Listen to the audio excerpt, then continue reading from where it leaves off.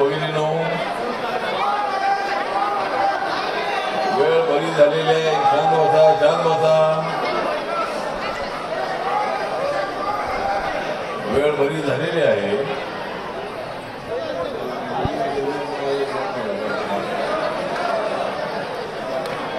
खाली बसा.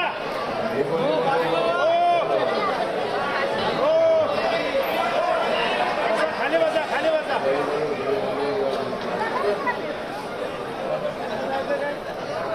तर आजचा जो कार्यक्रम आहे हा कार्यक्रम फक्त सत्काराचा नसून स्टेजची गर्दी कमी करा, स्टेजची गर्दी कमी करा. रिपब्लिकन पक्षाच्या कार्यकर्त्यांचा मेळावा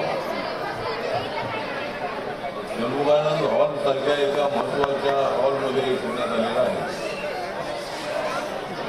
आणि सरकारापेक्षाही पक्षाची बांधणी करून बाबासाहेब आंबेडकरांचा जो विचार आहे तो विचार तसा व्यापक आहे.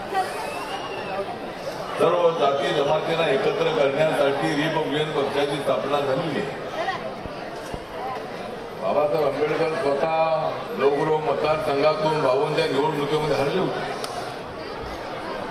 आणि फक्त दलितांच्या मतावर निवडून येणं असेच नसल्यामुळे बाबासाहेब आंबेडकरांनी रिपब्लिकन पक्ष म्हणजे प्रजासत्ताक पक्ष, प्रजेच्या हातामध्ये सत्ता आणण्यासाठी प्रयत्न करणारा पक्ष म्हणजे रिपब्लिकन पक्ष, अशा पद्धतीची त्यांची भावना होती. आणि रिपब्लिकन पक्ष जो आहे या काही वेळेला ताकदवान झालेला आहे. जेवढी ताकद तारखेने निर्माण करायची. काँग्रेस पक्षाच्या विरुद्ध एकच पक्ष तो म्हणजे रिपब्लिकन पक्षाची भावना बाबासाहेबांची त्या काळात होती. आणि बाबासाहेब आंबेडकर हे लवकर निघून गेले. अजूनही 10-15 वर्ष बाबासाहेब आंबेडकर आपल्यामध्ये राहिले तर देशाच्या राजकारणाला एक वेगळ्या पद्धतीचं पुढे चाललं असतं. बाबासाहेब आंबेडकरांनी स्वतः जातीयवादाच्या भावनेतून अत्याचार सहन केले. तरी सुद्धा बाबासाहेबांनी हीच भूमिका मांडली होती की जो अत्याचार करणारा माणूस आहे त्याची ती चूक नाही. पिढ्यापासून त्याच्या डोक्यामध्ये विचार घातलेला आहे तो असाच आहे की दलित म्हणजे अटूट आहे, ते अनटचेबल आहे आणि त्यांच्यावर अन्याय करणं हे आमचं कामच आहे, अशी भावना त्यांच्या मनामध्ये होती.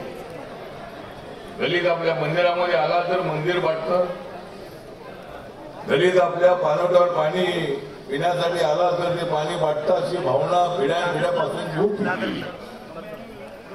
आणि त्यामुळे महाडच्या 14 तळ्याच्या सत्याग्रहाच्या वेळेला बाबासाहेबांनी हे सांगितलं की तुम्ही दगडाला दगडानुसार देऊ नका. आपला समाज छोटा समाज आहे. आता काहीपणा करून आपल्याला राजकारण समाजकारण करता येणार नाही. त्यांच्याकडे धावून लोक गेले आणि म्हणाले बाबासाहेबांना आदेश द्या. आम्ही महाडमध्ये आपण 14 तळ्याच्या पाण्याला स्पर्श करण्यासाठी आल्यानंतर लोकांनी तुफान दगडफेक केलेली. आमच्या तळ्याला तुम्ही हात लावायला तुम्ही येऊ शकत नाही अशी भावना तिथल्या लोकांनी व्यक्त केलेली आहे. आणि लोक म्हणाले बाबासाहेबांना की आम्हाला आदेश द्या. दगडाला दगडाने उत्तर देण्याची आमच्यामध्ये हिंमत आहे. बाबासाहेब म्हणाले की असं करून चालणार नाही. आपला समाज गावागावामध्ये फार छोटा समाज आहे. गावाची ताकद फार मोठी आहे, त्यामध्ये आपला समाज छोटा समाज आहे, म्हणून आपल्याला तसं करणं योग्य नाही. पण नंतर बाबासाहेबांनी फिलॉसॉफी मांडली ती हीच मांडली की सर्वांना एकत्र आणलं पाहिजे. राजकारणामध्ये यशस्वी व्हायचं असेल तर सगळ्या जाती धर्माच्या माणसांना एकत्र आणूनच आपल्याला राजकारण करावं लागेल, ही भूमिका बाबासाहेबांनी मांडली. बाबासाहेब आंबेडकरांनी मांडलेल्या भूमिकेप्रमाणे पक्ष आपला उभा राहू शकला नाही. त्यानंतरच्या काळामध्ये आम्ही तुफान मोर्चे काढले. लोकांच्या प्रश्नांवरती प्रचंड अशा पद्धतीचा आवाज उठवला. संघटन उभं राहिलं. संघटन जर उभं राहिलं असलं आमच्या मोर्चाला मात्र हजारो लाखोच्या संख्येने लोक येत होते. निवडणुकीला माणसं उभी गेली तर मतं आपल्याला मिळत नव्हती. रिपब्लिकन पक्ष जो आहे, रिपब्लिकन पक्ष हा प्रामाणिक कार्यकर्त्यांचा पक्ष आहे. माझ्यासोबत कार्यकर्त्यांच्या झुंडीच्या झुंडी देशभरामध्ये आहे. पण मतं मिळवणारा पक्ष आपल्याला करायचा असेल तर ग्रासरूट आपल्याला काम करावं लागेल. आपण पाहिलंय माननीय प्रकाश आंबेडकरांनी सगळे 288 जागा लढली, 48 जागा लोकसभेच्या लढली.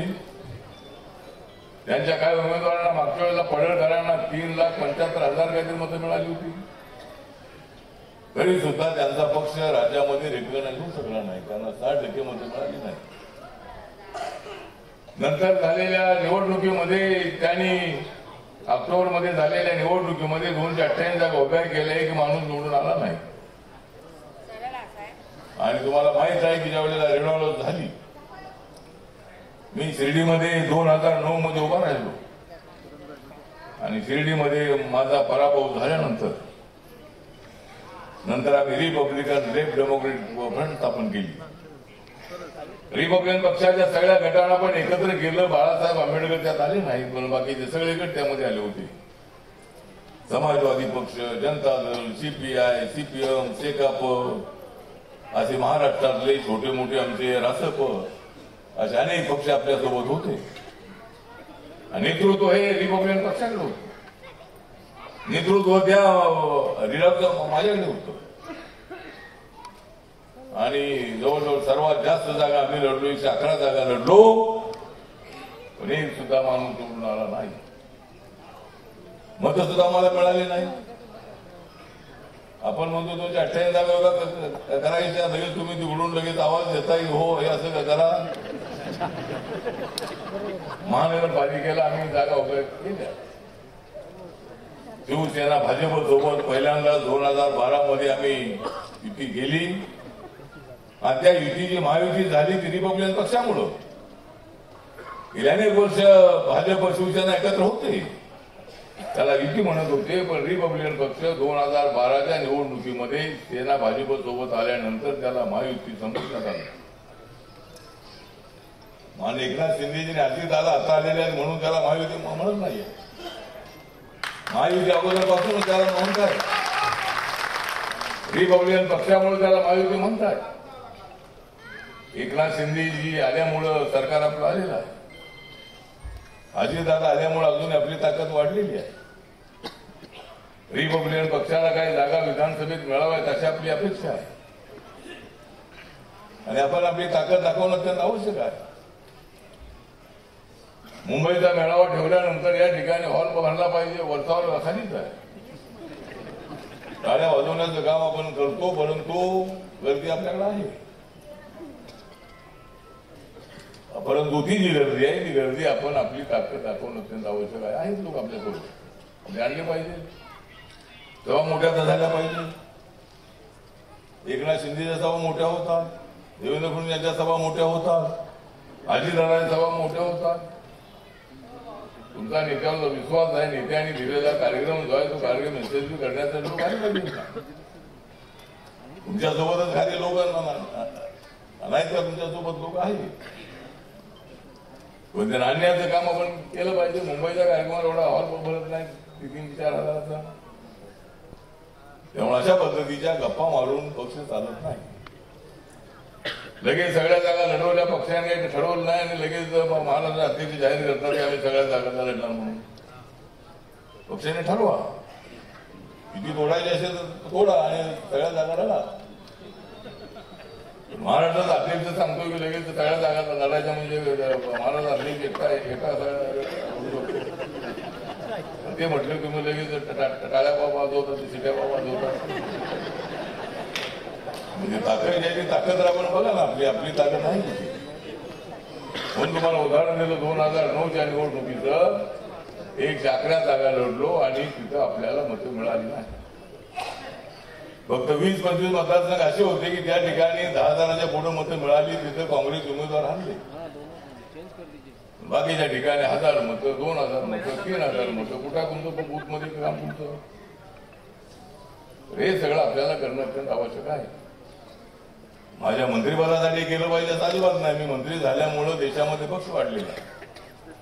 नॉर्थ ईस्ट मध्ये रिपब्लिकन पक्ष कधीच नव्हता,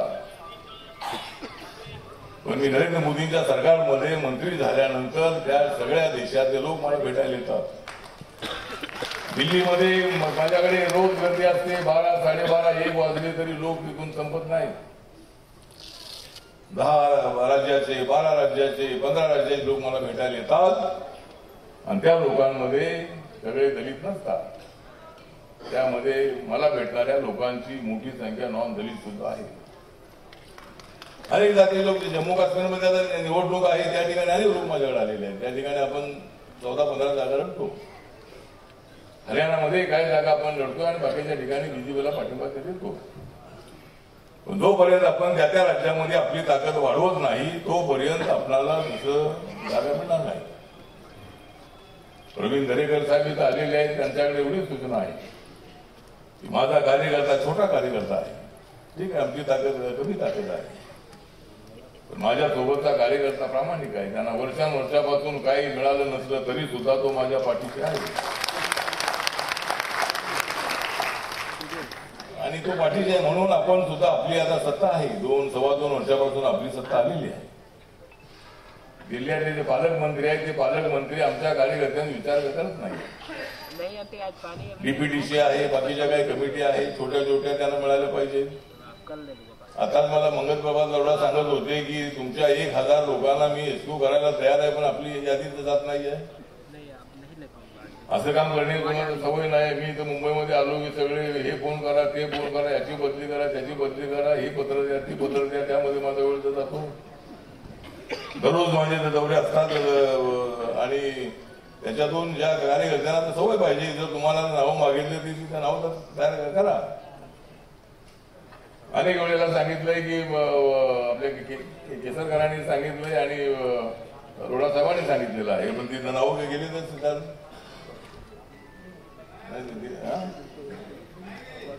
आताच मला लोणाची घाटकोपाला भेटले होते. ते म्हणाले तुमच्या 1000 कार्यकर्त्यांनी इशू करायची माझी तयारी आहे. 1000 कार्यकर्त्यामध्ये 200-250 महिलांची नावं द्या, युवकांची नावं द्या, अनेक वर्षापासून काम करणारे त्यांची नावं द्या. तुला काय मोठं पद मिळालं तर अजून आपण बघू. तरी सगळं करण्यात ते आवश्यक एकत्र बसलं पाहिजे. प्रत्येक गोष्टीमध्ये माझी वाट बघण्याची गरज नाही आहे. मी इथं आल्यानंतर सगळ्यांची फेटे बांधायचे, अगोदर फेटे बांधले पाहिजे.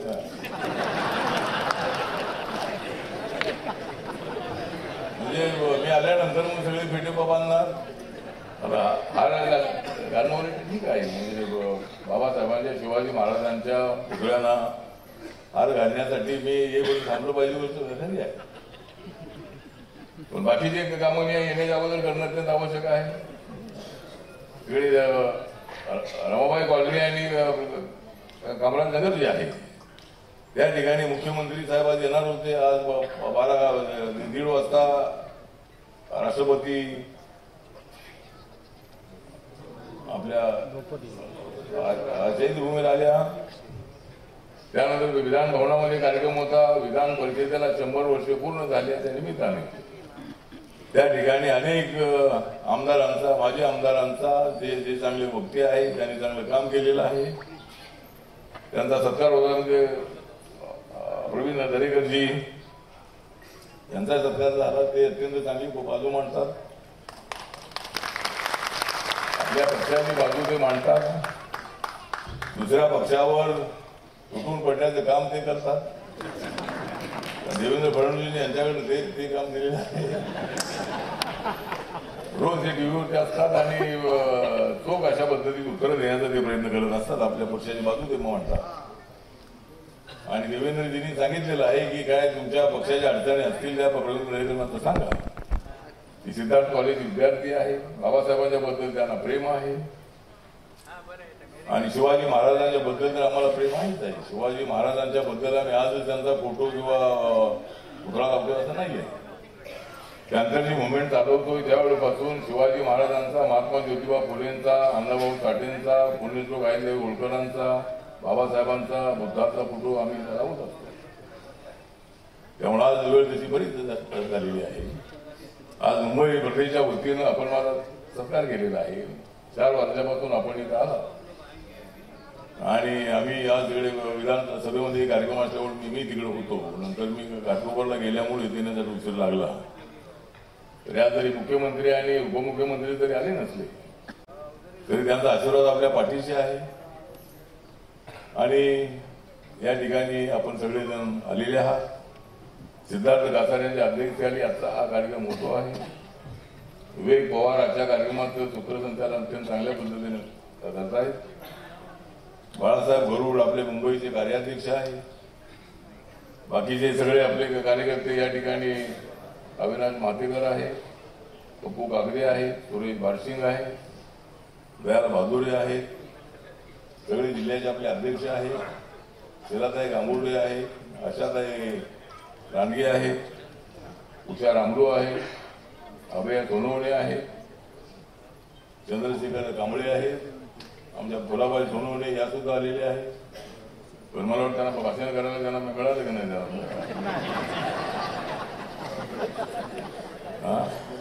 संजय डोळसे आजच्या कार्यक्रमाचे स्वागताध्यक्ष आहेत आणि संजय पवार जिल्ह्याचे अध्यक्ष आहेत. रमेश गायकवाड आहे, साधू कटके आहे आणि